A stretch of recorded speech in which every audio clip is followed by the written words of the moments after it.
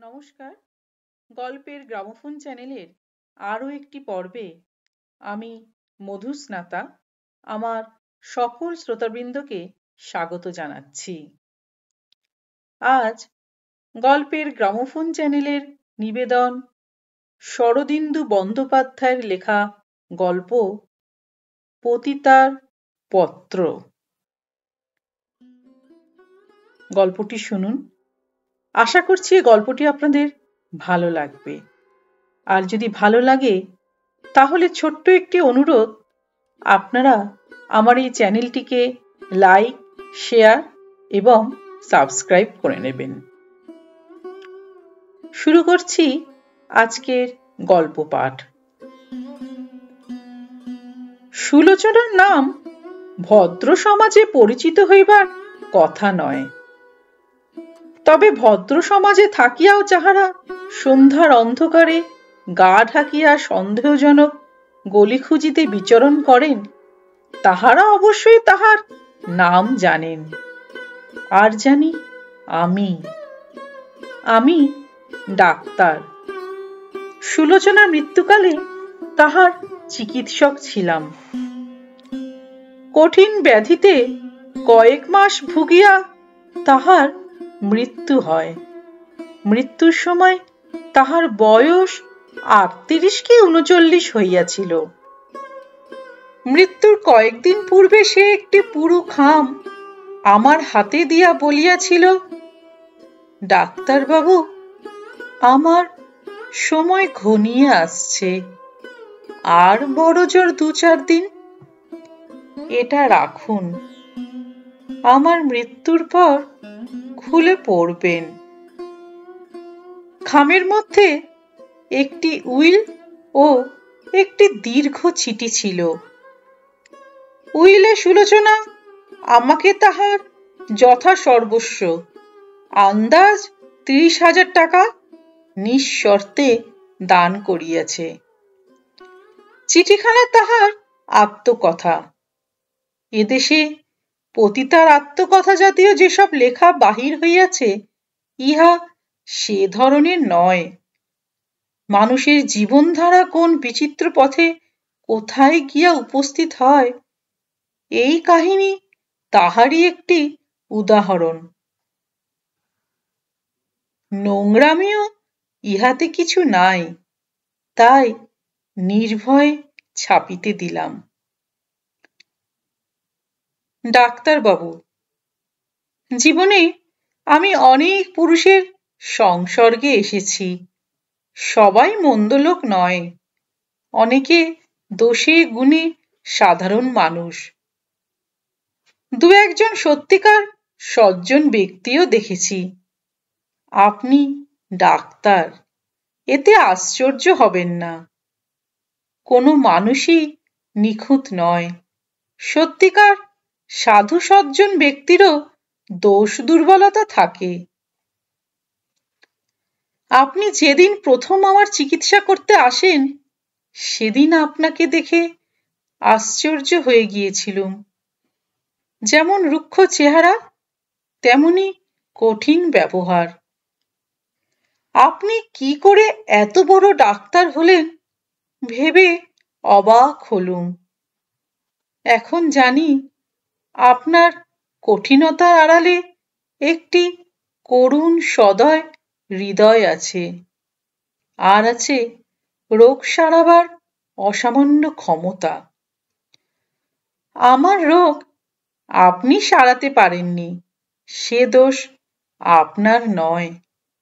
প্রথম দিন আমাকে পরীক্ষা করে আপনার মুখে যে ভাব ফুটে উঠেছিল, তা থেকে বুঝেছিলাম এ রোগ সারবার নয়। আপনি আমাকে মিথ্যে আশ্বাস দেননি, বলেছিলেন যন্ত্রণার উপশম করতে পারি, তার বেশি কিছু হবে না। আপনার কথা মেনে নিয়েছিলুম। আপনি অন্য ডাক্তারকে দেখাতে বলেছিলেন, আমি দেখাইনি। কেন দেখাইনি জানেন? আপনার স্পষ্টবাদিতা ভালো লেগেছিল। ভেবেছিলুম যদি মরতেই হয় আপনার হাতেই মরব। আপনাকে ভালো লাগার আর একটা কারণ, আপনাকে দেখে আর একজনের কথা মনে পড়ে গিয়েছিল, যিনি ছিলেন আপনার মতোই কঠিন আর কঠোর। তার হাতে একবার মরেছি, এবার শেষ মরা আপনার হাতে মরব। আমার ঘরের দেওয়ালে পাশাপাশি দুটি ছবি টাঙানো আছে, দুটি যুবা পুরুষ। 20 বছর আগে ওরা যুবা পুরুষই ছিলেন। একজনের মুখ ফুলের মতো নরম, অন্যজনের মুখ পাথরের মতো শক্ত। অপরিচিত নগণ্য মানুষ নয়, দেশজোড়া ওদের নাম। দুজনের মধ্যে অবিচ্ছেদ্য বন্ধুত্ব। স্বাধীনতার যুদ্ধে পাশাপাশি দাঁড়িয়ে ওরা লড়েছিলেন।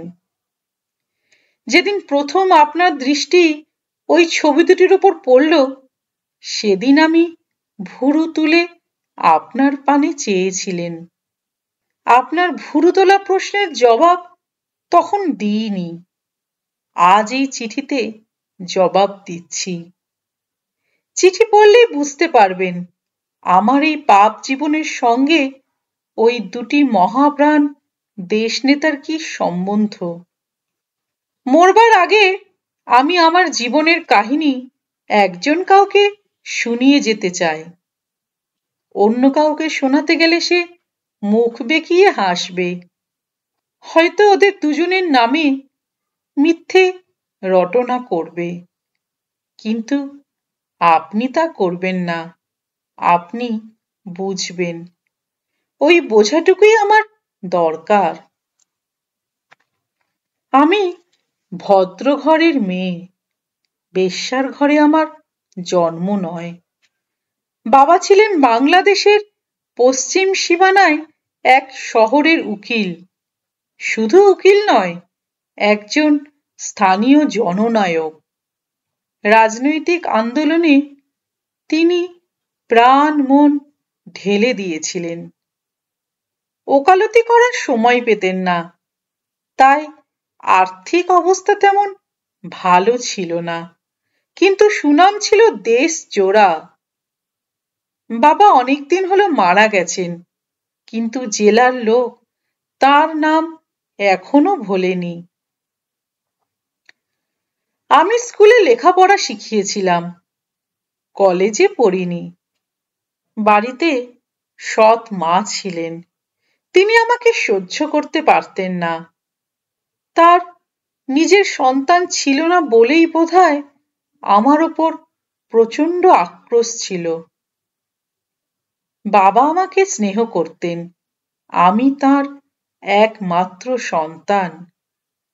কিন্তু সংসারের দিকে তার দৃষ্টি ছিল না, তিনি সর্বদা রাজনীতি নিয়ে মেতে থাকতেন। 16 বছর বয়সে আমার বিয়ে হলো। সত্য পাত্র জোগাড় করেছিলেন। বাবা একটু খুঁতখুত করলেন, কিন্তু নিজে ভালো পাত্র খুঁজে বার করার সময় নেই তার। তিনি খুঁতখুত করতে করতেই রাজি হয়ে গেলেন। বিয়ের মাস 3-4 পরে স্বামী মারা গেলেন। তার চালচুলো ছিল না, ছিল গুপ্ত ক্যান্সার রোগ। বিয়ের পর ধরা পড়ল। সৎমা নিশ্চয়ই রোগের কথা জানতেন না, জানলে যত আক্রোশী থাক বিয়ে দিতেন না। আমাকে বিদেয় করাই ছিল তার উদ্দেশ্য। কিন্তু 4 মাস পরে বিধবা হয়ে আমি আবার বাপের বাড়ি ফিরে এলুম। সংসারের হাওয়া বিষিয়ে উঠল। সংসারের বিষাক্ত হাওয়া থেকে পালাবার একটা রাস্তা ছিল আমার। রাজনৈতিক আন্দোলন উপলক্ষে শহরে প্রায়ই সভা সমিতি হতো। ছোটবেলা থেকেই আমি সভা সমিতির অধিবেশনে গান গাইতুম। আমার গলা ভালো ছিল, সবাই প্রশংসা করতেন। বিধবা হবার পরও আমার সভায় গান গাওয়া বন্ধ হলো না। থান পড়ে যেতুম, গান গাইতুম। বাবা বলতেন, দেশের কাজে নিজের দুঃখ ভুলে যাও। তিনি নিজে আমার অকাল বৈধব্যে দুঃখ পেয়েছিলেন, তাই আমাকে এবং নিজেকে ভোলাবার চেষ্টা করতেন। আমার তখন ভরা যৌবন, যৌবনের স্বাদ পেয়েছি, কিন্তু স্বাদ মেটেনি। বাবার উপদেশ আমার কানে যেত, কিন্তু মন পর্যন্ত পৌঁছত না। রাজনৈতিক আন্দোলনে অনেক যুবা পুরুষ ছিলেন, তাদের দেখতাম, মনটা উন্মুখ উদ্গ্রীব হয়ে থাকত। কিন্তু আমি বিধবা, তারা আমার পানে উৎসুক চোখে তাকালেও কেউ এগিয়ে আসতেন না। এইভাবে বছর দেড়েক কাটল। তারপর দুজন যুবা পুরুষ এলেন আমাদের শহরে। তরুণ বয়স, কিন্তু দেশজোড়া নাম। দেশের সেবায় জীবন উৎসর্গ করেছেন। তাদের অগ্নিময়ী বক্তৃতা শোনবার জন্য হাজার হাজার লোক ছুটে আসে। তারা হাত পাতলে মেয়েরা হাজার হাজার টাকার গয়না গা থেকে খুলে দেয়। তারা দুজন যেন জোরের পাখি, একসঙ্গে থাকেন, একসঙ্গে কাজ করেন, অনেকবার একসঙ্গে জেল খেটেছেন। লোকে বলতো মানিক চোর, কেউ বলতো রাম লক্ষ্মণ, কেউ বলতো কানাই পলায়। আমি তাদের রাম লক্ষ্মণ বলবো। দুজনের চেহারা ছিল সম্পূর্ণ আলাদা ধরনের। রাম ছিলেন নরম সরম, নবজলধর কান্তি, ভারী মিষ্টি চেহারা। আর লক্ষ্মণ যেন গনগনে হোমের আগুন, টকটকে রং, লম্বা চওড়া কঠিন দেহ, মুখে হিমালয়ের গাম্ভীর্য। আমি দুজনকেই ভালোবেসে ফেলেছিলাম। একথা সাধারণ লোক হয়তো বুঝবে না, কিন্তু আপনি বুঝবেন। আমার মনের কৌমার্য তখনো নষ্ট হয়নি। হৃদয় ভালোবাসার জন্য উন্মুখ হয়েছিল। তাই এরা দুজন যখন আমার চোখের সামনে এসে দাঁড়ালেন, তখন বাছবিচার করতে পারলুম না। দুজনের পায়ের কাছেই আমার হৃদয় মন ঢেলে দিলাম। যিনি আমাকে পায়ের কাছ থেকে তুলে নেবেন, আমি তাঁরই। সেবার আমাদের শহরে বিরাট সভার আয়োজন হয়েছিল। 4-5 দিন ধরে অধিবেশন চলবে। দেশের গণ্যমান্য সব নেতাই এসেছেন। স্থানীয় দেশসেবকদের বাড়িতে নেতাদের থাকবার ব্যবস্থা হয়েছে। কারুর বাড়িতে 2 জন, কারুর বাড়িতে 3 জন। আমাদের বাড়িতে উঠেছেন রাম আর লক্ষ্মণ। বাইরের একটা ঘর ওদের দুজনকে ছেড়ে দেওয়া হয়েছে।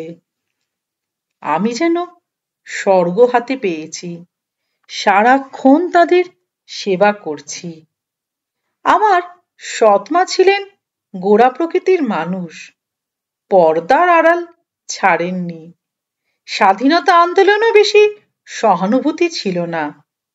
তাই আমি অষ্টপ্রহর অন্দর থেকে বাইরে ছুটোছুটি করতুম। যতক্ষণ রাম লক্ষ্মণ বাড়িতে থাকতেন, আমি তাদের আশেপাশেই ঘুরে বেড়াতুম। তাদের খাওয়ার ব্যবস্থা, স্নানের আয়োজন, মাথার তেল, আয়না, চিরুনি, বিছানা পাতা, বিছানা তোলা সব আমি করতুম। শরীরে ক্লান্তি আসতো না, মনে হতো ধন্য হয়ে গেলুম। রাম লক্ষ্মণ কেবল আমার সেবা গ্রহণ করেই ক্ষান্ত ছিলেন না। আমার সভায় যাবার অবকাশ ছিল না, তাই তারা আমায় সভার গল্প করতেন। লক্ষণ ভারী গম্ভীর মানুষ। তিনি বেশি কথা বলতেন না, কিন্তু রাম বলতেন। ভারী মজার কথা বলতেন তিনি। মনটা ছিল রঙ্গরসে ভরপুর। সভায় কে কত গরম বক্তৃতা দিল, কার উপর পুলিশের নজর বেশি, এই সব কথা বেশ রং চড়িয়ে বলতেন। আমার সঙ্গেও রঙ্গরসিকতা করতেন। বলতেন, সুলোচনা, তুমি আমাদের খাইয়ে দাইয়ে যেরকম তাজা করে রেখেছ, তোমাকেই আগে পুলিশে ধরবে, ক্যাঁক করে ধরে হাজতে পুরবে। লক্ষণ ঠাট্টা তামাশা করতেন না, কিন্তু তার তীক্ষ্ণ চোখ দুটি সর্বদা আমাকে লক্ষ্য করত, যেন আমাকে বোঝবার চেষ্টা করত। আমার বুক গুড়গুড় করতে থাকত। কাকে যে বেশি ভালো লাগে বুঝে উঠতে পারতুম না। দ্বিতীয় দিন দুপুরবেলা রাম হঠাৎ সভা থেকে ফিরে এলেন। আমি তখন ওদের ঘরেই ছিলাম। আসবাবপত্র ঝাড়ামোছা করছিলুম। তাকে দেখে চমকে গেলুম। তিনি ক্লান্তভাবে বিছানায় বসে বললেন, সুলোচনা, আজ ঝাড়া 2 ঘন্টা বক্তৃতা দিয়েছি, গলা শুকিয়ে কাঠ হয়ে গেছে। আমাকে 1 পেয়ালা চা খাওয়াতে পারবে? আমি ছুটে গিয়ে চা তৈরি করে আনলুম। তিনি শুয়ে পড়েছিলেন। উঠে চায়ের পেয়ালা হাতে নিলেন। 1 চুমুকে চা খেয়ে করুণ চোখে আমার পানে তাকিয়ে বললেন, জীবনের সদর মহলে 35টা বছর গেল, অন্দর মহলের খবর নেওয়া হলো না। আমার বুক ধড়াস ধড়াস করতে লাগলো। তিনি আবার বললেন, অন্দর মহলে যে এত মিষ্টি জিনিস আছে, তা আগে জানলে হয়তো সদর মহলে আসাই হতো না। এই সময় আমার সৎ মা দরজার বাইরে থেকে খাটো গলায় ডাকলেন, সুলোচনা, এদিকে শুনে যাও। বুকের ধড়ফড়ানি আরো বেড়ে গেল। সেই সঙ্গে হাত পা ঠান্ডা হয়ে এলো। কোনো রকমে ঘরের বাইরে এলুম। সৎ মা আমাকে আমার শোবার ঘরে নিয়ে গেলেন। কিছুক্ষণ কঠিন দৃষ্টিতে আমার পানে তাকিয়ে থেকে কঠিন স্বরে বললেন, ভুলে যেও না, তুমি বিধবা।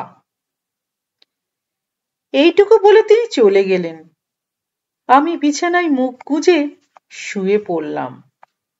সত্যিই ভুলে গিয়েছিলুম আমি বিধবা। শুয়ে শুয়ে মন বিদ্রোহ করল। বিধবা তো কি, আমার রূপ, আমার যৌবন, আমার ভালোবাসা, কিছুই মূল্য নেই এসবের? আমি কি কাগজের ফুল, চিনেমাটির পুতুল? না, আমি চিনেমাটির পুতুল হয়ে বেঁচে থাকতে চাই না। আমি ভালোবাসা চাই, শ্রদ্ধা চাই, সম্ভ্রম চাই। কতক্ষণ সময় কেটে গেছে খেয়াল করিনি। সৎমার গলা শুনতে পেলাম, বিছানায় শুয়ে থাকলে সংসার চলে না। তোমার বাপ সভা থেকে ফিরে এসেছেন, আরো সবাই এসেছেন, তাদের চা জলখাবার দিতে হবে। বাইরের ঘরে 8-10 জন দেশনেতা জমা হয়েছে। বেশিরভাগই প্রবীণ। রাম লক্ষণও আছেন। রাজনীতির তীব্র আলোচনা হচ্ছে। আমি স্বপ্নাচ্ছন্নের মতো সকলকে চা জল খাবার দিলুম। আমাকে কেউ লক্ষ্য করলেন না, এমনকি রামও না। কেবল লক্ষণের ধারালো চোখ দুটি আমাকে অনুসরণ করে বেড়াতে লাগলো। অনেক রাত্রে বৈঠক ভাঙল। সে রাত্রে আমি কিছু না খেয়ে শুয়ে পড়লুম, কিন্তু ভালো ঘুম হলো। আমার জীবনে যেন একটা প্রবল বন্যা আসছে। কোথায় ভাসিয়ে নিয়ে যাবে কিছু জানি না। ভয় ভয় করছে, আবার উত্তেজনায় মুখ চোখ গরম হয়ে উঠছে। রাম আর লক্ষণ দুজনেই কি আমাকে চান? বুঝতে পারছি না। আমি ওদের মধ্যে কাকে চাই তাও বুঝতে পারছি না। পরদিন সকালে ওরা সভায় চলে গেলেন। সভার কাজ শেষ হয়ে আসছে। আজ আর কাল দুদিন বাকি।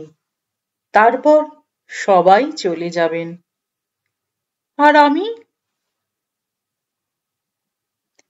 দুপুরবেলা রাম ফিরে এলেন। আমাকে দেখে ক্লান্ত হেসে বললেন, আজ আর কোনো কাজ হলো না, শুধু নিজেদের মধ্যে ঝগড়াঝাটি। বিরক্ত হয়ে চলে এলাম। তিনি নিজের বিছানায় চিত হয়ে শুয়ে চোখ বুজে রইলেন। আমি কাছে গিয়ে আস্তে আস্তে জিজ্ঞেস করলুম, চা আনবো?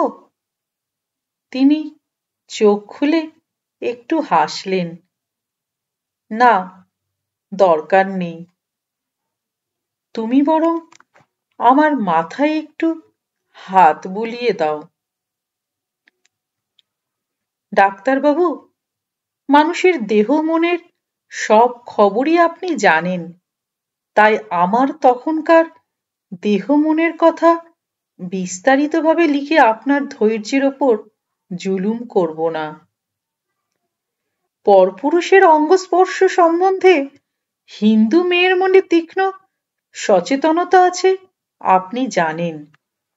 আমি খাটের শিয়রে দাঁড়িয়ে তার মাথায় হাত বুলিয়ে দিতে লাগলুম।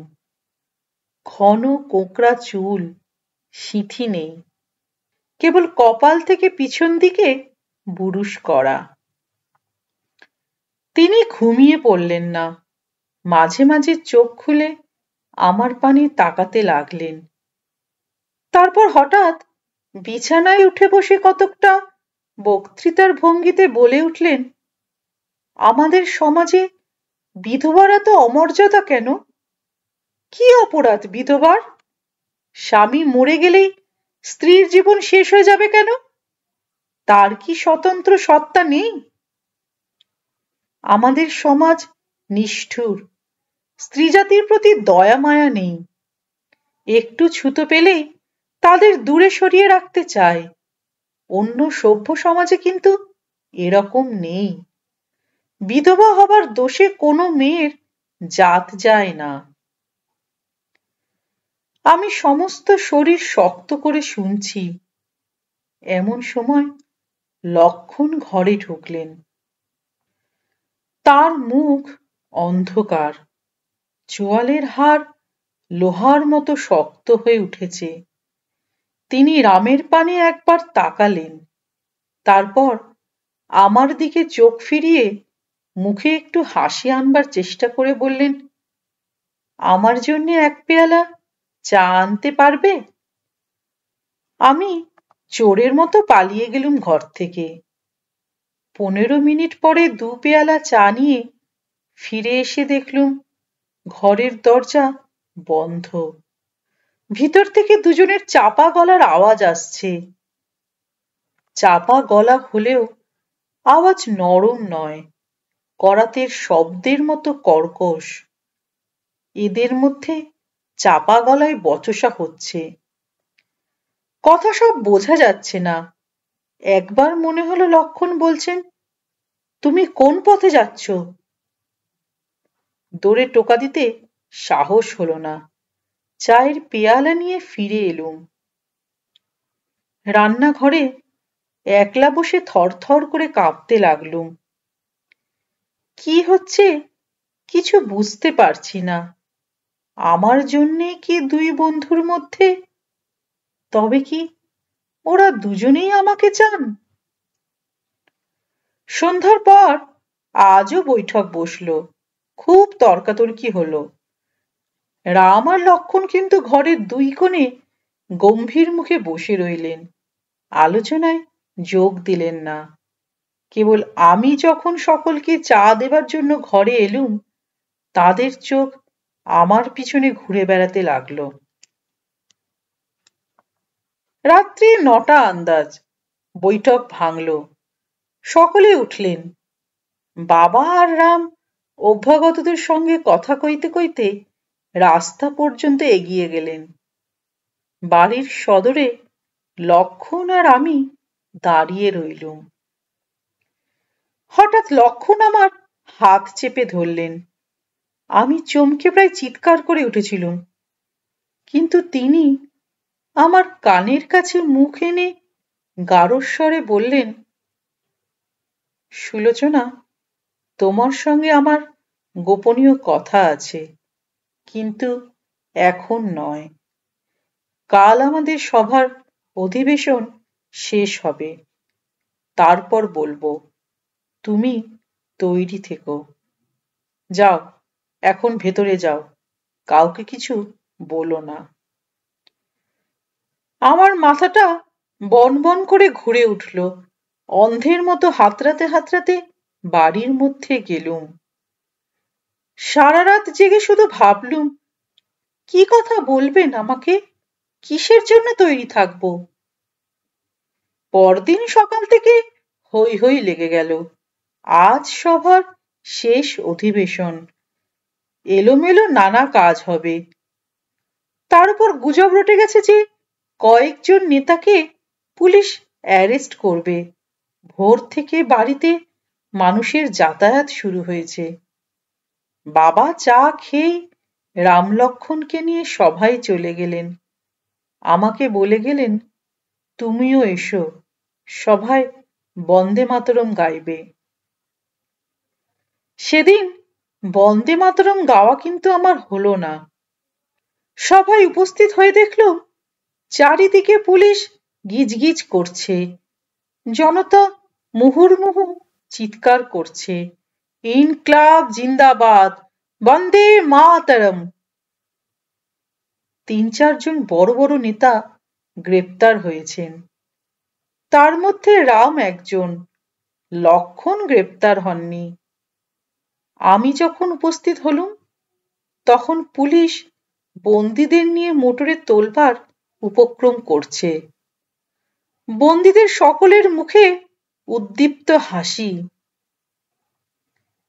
গাড়িতে উঠতে গিয়ে রাম ফিরে দাঁড়ালেন।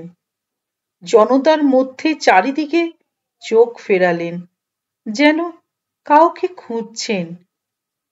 তারপর তার চোখ পড়ল আমার উপর। তিনি এক দৃষ্টে আমার পানে চেয়ে রইলেন। মুখের উদ্দীপ্ত হাসি মিলিয়ে গেল। তিনি আমাকে লক্ষ্য করেই বজ্র কণ্ঠে বলে উঠলেন, আমি শিগগিরই ফিরে আসব। ইংরেজের জেল আমাকে ধরে রাখতে পারবে না। বন্দীদের নিয়ে পুলিশের গাড়ি চলে গেল। তারপর সভায় কি হলো আমি জানি না। চোখের জল ফেলতে ফেলতে বাড়ি ফিরে এলুম। সবাই আরো অনেক মেয়ে ছিল। তারা সবাই সেদিন কেঁদেছিল। আমার চোখের জল কেউ লক্ষ্য করেনি। আমার চোখের জলের উৎস যে আরো গভীর, তা কেউ জানতে পারল না। কেবল বাড়ি ফিরে আসবার পর সৎমা আমাকে কাঁদতে দেখে মুখ বেঁকিয়ে বললেন, ঢং দেখে আর বাঁচি না। ইচ্ছে হলো বাড়ি ছেড়ে ছুটে কোথাও চলে যায়। বিধাতা যে অলক্ষ্যে সে ব্যবস্থাই করেছেন, তা তো তখন জানতুম না। দুপুরবেলা লক্ষণ বাড়ি এলেন। মুখ বিষণ্ণ কঠিন। আমার পানে খানিক তাকিয়ে রইলেন। মুখ একটু নরম হলো, আবার বজ্রের মতো কঠিন হয়ে উঠল। তার মনের মধ্যে যেন প্রচণ্ড যুদ্ধ চলছে, কিন্তু কি নিয়ে যুদ্ধ বোঝা যায় না। আমি কেবল সম্মোহিতের মতো চেয়ে রইলুম। তিনি বললেন, আমাদের জীবনে জেলখানা ঘরবাড়ি, ওতে বিচলিত হলে চলে না। আমাকে হয়তো আজ নয় কাল যেতে হবে, কিন্তু তার আগে অনেক কাজ সেরে নেওয়া চাই সুলোচনা। ঘরে আর কেউ ছিল না। আমি তার কাছে গিয়ে দাঁড়ালুম, মুখ তুলে তার মুখের পানে চাইলুম। তিনি আমার কাঁধে হাত রাখলেন। তুমি আমার সঙ্গে পালিয়ে যাবে? আমার মস্তিষ্কের মধ্যে চিন্তার সব ক্রিয়া বন্ধ হয়ে গেল। শুধু বললাম, যাব। স্বেচ্ছায় যাবে? আমি জোর করছি না। যাব। হয়তো যা আশা করছো তা পাবে না, তবু যাবে? যাব। তিনি গভীর দৃষ্টিতে আমার মুখের পানে চাইলেন। চোখ দুটি যেন করুণায় ভরে উঠল। তারপর আমার কাঁধ থেকে হাত নামিয়ে আমার দিকে পিছন ফিরে খানিক দাঁড়িয়ে রইলেন। সেইভাবেই দাঁড়িয়ে বললেন, বেশ, এখন আমি যাচ্ছি। রাত্রে আবার ফিরে আসব, 12টার পর। গাড়ি নিয়ে আসব, তুমি তৈরি থেকো। আচ্ছা। তিনি চলে গেলেন। সেদিনের কথা এখন ভাবলে মনে হয়, কেন তার কথার মানে বুঝিনি। তিনি তো ইঙ্গিত দিয়েছিলেন। আমার ভবিষ্যতের কথা ভেবে তার অটল হৃদয়ও ক্ষণিকের জন্য টলে গিয়েছিল। সেদিন যদি আমি না বলতুম, যদি বলতুম, যাব না তোমার সঙ্গে, যিনি জেলে গেছেন তার জন্যে প্রতীক্ষা করব, তাহলে আমার জীবনটাই অন্য পথে যেত। কিন্তু তা তো হবার নয়। আমি যে ওদের দুজনকেই সমানভাবে চেয়েছিলুম। সত্য যে আমার ঘরে আগুন লাগিয়ে দিয়েছিলেন, পালানো ছাড়া আমার গতি ছিল না। দুপুর রাত্রে তিনি গাড়ি নিয়ে এলেন। আমি তৈরি ছিলুম। গাড়িতে উঠে বসলাম। আমার নিরুদ্দেশের পথে অভিসার শুরু হলো। প্রথমে রেল স্টেশনে, সেখান থেকে ট্রেনে চড়ে কাশী। ডাক্তারবাবু, শেষ কথাগুলো তাড়াতাড়ি শেষ করে ফেলি। সব কথা খুঁটিয়ে লিখতে ক্লান্তি আসছে। লক্ষণ আমাকে কাশীর একটা সরু গলিতে অন্ধকারে একটা বাড়িতে তুললেন। আধবয়সী একজন স্ত্রীলোক এসে আমাকে বাড়ির মধ্যে নিয়ে গেল। একটা সাজানো ঘরে বসালো। লক্ষণ ঠিকাদারির ভাড়া মেটাবার জন্যে পিছিয়ে ছিলেন। আমি তার অপেক্ষা করতে লাগলুম। কিন্তু তিনি এলেন না। আধবয়সী স্ত্রীলোকটাকে প্রশ্ন করলুম। সে বলল, আসবেন বাছা, আসবেন। কত বাবু ভাইয়েরা আসবেন। নাও, এই শরবতটুকু খেয়ে ফেলো। তেষ্টার সময় শরীর ঠান্ডা হবে। সেই রাত্রে আমার জীবনে বেঁচে থাকার পালা শেষ হলো। প্রেত জীবন আরম্ভ হলো। ভদ্রঘরের মেয়ে ছিলুম, পতিতা হলুম। পরদিন সকালবেলা লক্ষণ এলেন। তাকে দেখে আমি কেঁদে উঠলুম। আপনি আমার এই সর্বনাশ করলেন?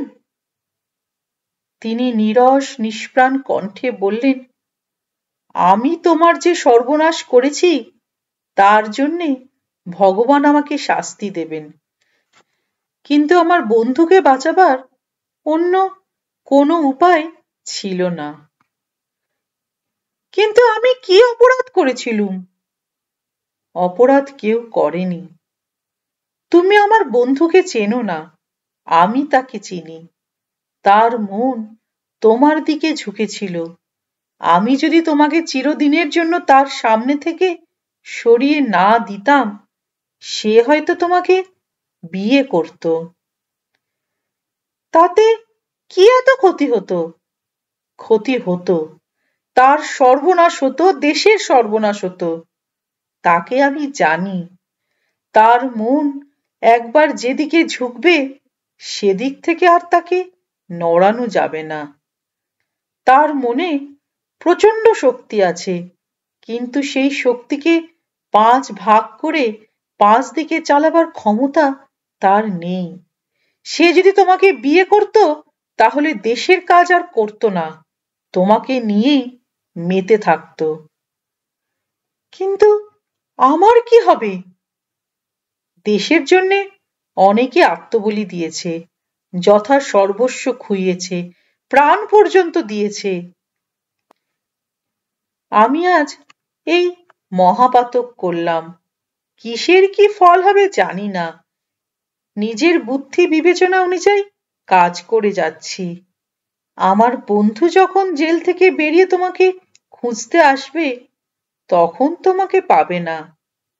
পরে যদি তোমাকে খুঁজে পায়ও, তোমার কাছে আসতে পারবে না।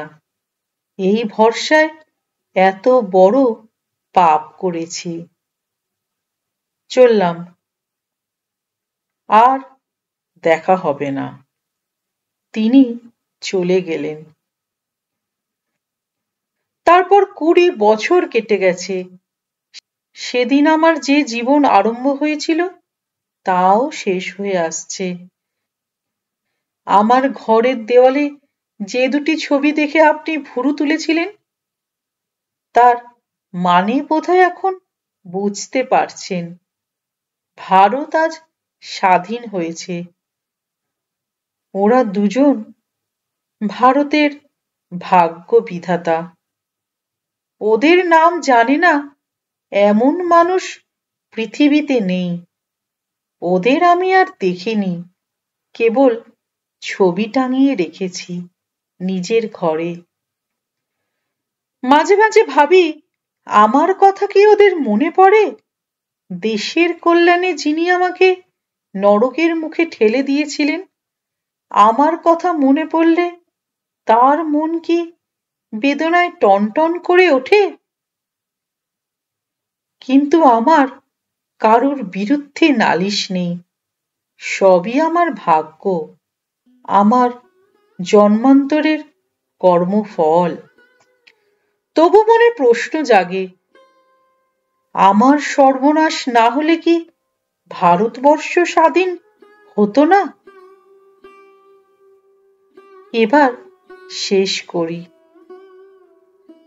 আমার পাপ জীবনের সঞ্চয় মৃত্যুর পর যা অবশিষ্ট থাকবে, তা আপনাকে দিয়ে গেলাম। আপনার নিজের টাকার দরকার নেই জানি, কিন্তু আমার টাকাকে আপনি ঘৃণা করবেন না। টাকা কখনো নোংরা হয় না ডাক্তারবাবু, যত নোংরা স্থান থেকেই আসুক। টাকার কলঙ্ক লাগে না। আপনি আমার টাকা নিজের বিবেচনা মতো সৎ কার্যে ব্যয় করবেন। আপনি আমার অন্তিম প্রণাম নেবেন। ইতি সুলোচনা। ডাক্তারের ফুটনোট। সুলোচনার টাকা আমার হাতে আসিলে আমি তাহা লক্ষণের নামে বেনামি চাঁদারূপে পাঠাইয়া দিয়াছি। লক্ষণ কেন্দ্রীয় শাসক মণ্ডলের উচ্চস্থ ব্যক্তি। তিনি নিশ্চয় এই টাকার সদ্গতি করিতে পারিবেন।